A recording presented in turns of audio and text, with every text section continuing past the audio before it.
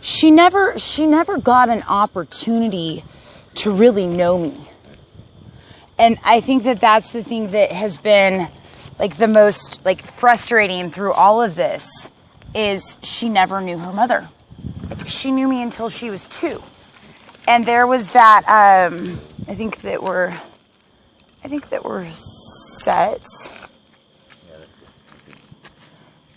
She, like our last conversation was with, we had opened this Little Mermaid book, and it was where Ursula takes Ariel's voice. And she paused, she put her hand like ever so gently on me. And basically there was an unspoken conversation that it was like spirit to spirit. And she was calling out in me, Mommy, get your voice. Mommy, find your voice. Like, have the courage to arise for what it is. And like, we knew it was goodbye. We knew that was our last meeting. No, we knew. And that is what that has been my driving force that people can't understand because most people don't know I have a daughter that know me now.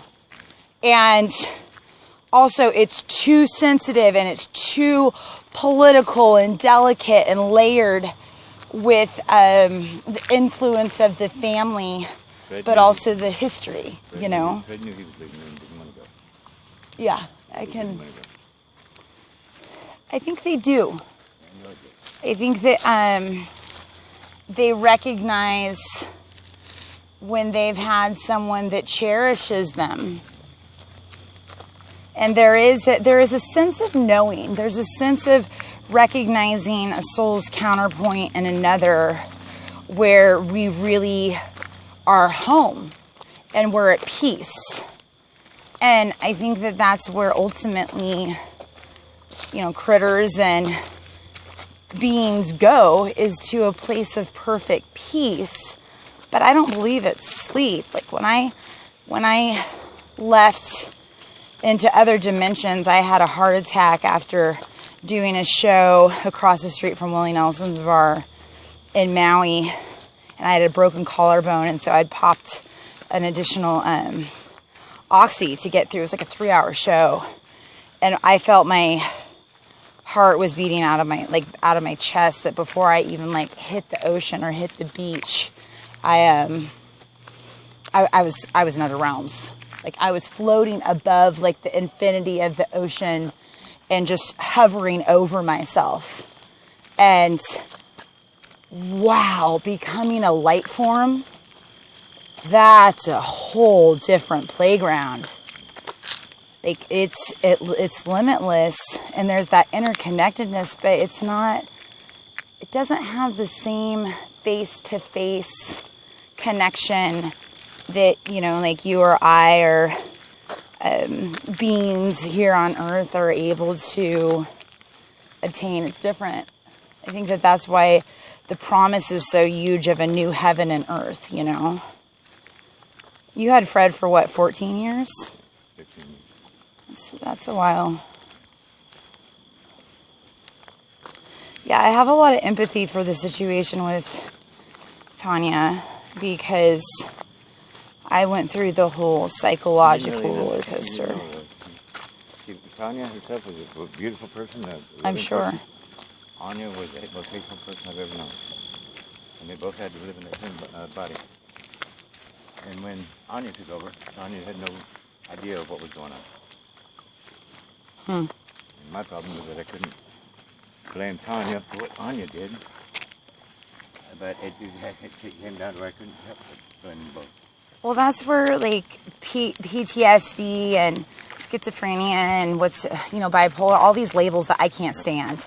Because to me, they're curses. Don't curse people's lives. Don't put a label on trauma that, as a culture, they almost have implemented, so we get knocked out of ourselves. So we can't be the fullness of who we're born for the people that we love.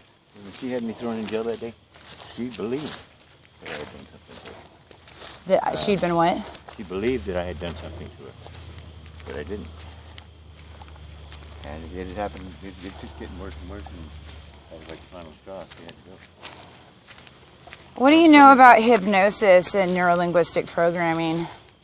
How there's different triggers that knock out, even in the atmosphere and environments of chemicals that will go through the air, or just the way the light refraction is that will trigger a memory and will put somebody into a completely different timeline and reference point. Like it's pretty unique to. I had to piece my brain back together after they put me on so many pharmaceuticals, because that was, after he broke my back, that was their defense. And what's funny, it seems like a different lifetime ago. But I also think it's probably why I have a little bit more patience to a point with the Nathans, because it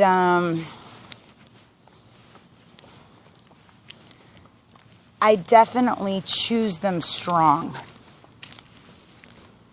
But then there's a weakness there too, because there isn't the emotional alchemy to be able to refine and evaluate oneself, that then it doesn't have to be sudden outbursts of anger, but it can be more of a integrated process of forgiveness and understanding of oneself. And I think that I think that's why I think that's a thing that a lot of people face in society today. This is a special place. Like it's